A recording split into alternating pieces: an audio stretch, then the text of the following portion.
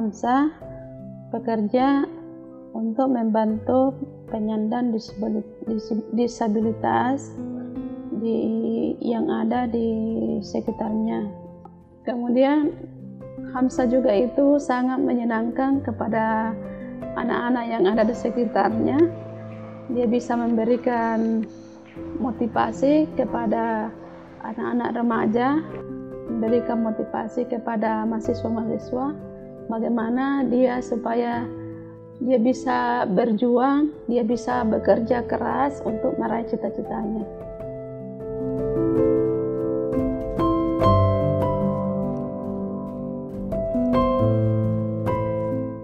Dulu, waktu masa kecil di kampung ini, saya sih awalnya tidak merasa berbeda dengan yang lain teman-teman saya di sekitar lingkungan sini.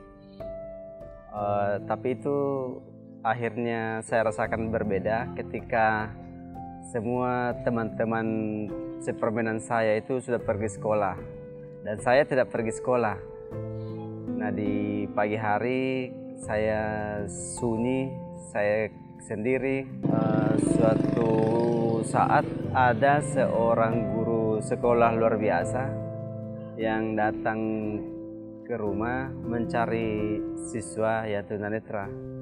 Ya, saya langsung mengiyakan untuk bersekolah, tapi akhirnya saya harus meninggalkan rumah, meninggalkan kampung karena sekolah itu bukan di sini, dia ada di kabupaten lain.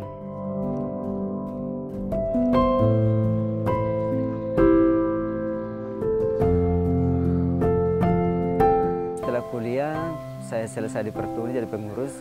Saya bergabung di PPDI. Seluruh ragam penyandang disabilitas itu mengalami diskriminasi, stigma, baik dari ekonomi, pendidikan, pekerjaan. Akhirnya karena ada tawaran untuk bergabung di situ, saya bergabung.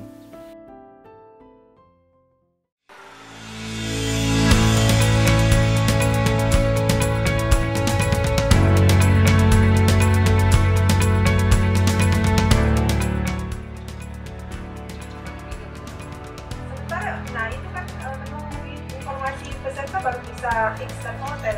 Assalamualaikum. Waalaikumsalam. Nah, ini sudah ada izin. Ya. Saya memilih untuk menjadi aktivis khusus untuk isu disabilitas karena saya merasa bahwa isu-isu disabilitas ini jarang diperhatikan orang. Jadi kalau kita tidak segera untuk bangkit dan melakukan upaya untuk memperbaiki nasib teman-teman ini, maka akan ada ribuan orang yang tidak sejahtera, akan ada ribuan orang yang tetap akan terdiskriminasi, dan akan ada ribuan orang yang tidak bisa merasakan kehidupan ini secara baik seperti itu.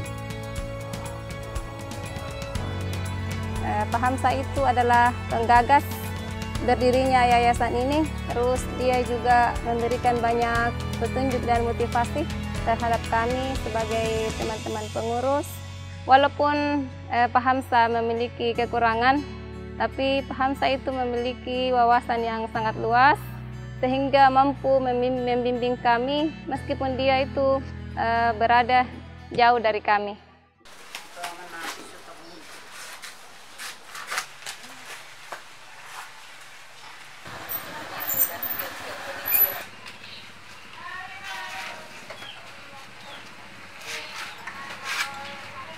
Assalamualaikum, Kakak. Waalaikumsalam, Masku. Apa kabar? Alhamdulillah sehat, Pak. Dari mana nih? Dari rumah teman, cuma lewat dari sini. Saya singgah dulu. Banyak jagung tahu sih. Bahannya aneh tuh. Begini Kamsa, kemarin itu saya dengar ada lowongan kerja di Alfamart. Terus itu ke Alfamart katanya menerima disabilitas. Kira-kira apa yang saya harus persiapkan untuk masuk di sana ini, Pak? Oh iya, oke. Kan waktu pelatihan Katalis, kalian termasuk Irwan sudah dilatih bagaimana menyiapkan dokumen lamaran. Dan yang paling penting di situ kan CV toh?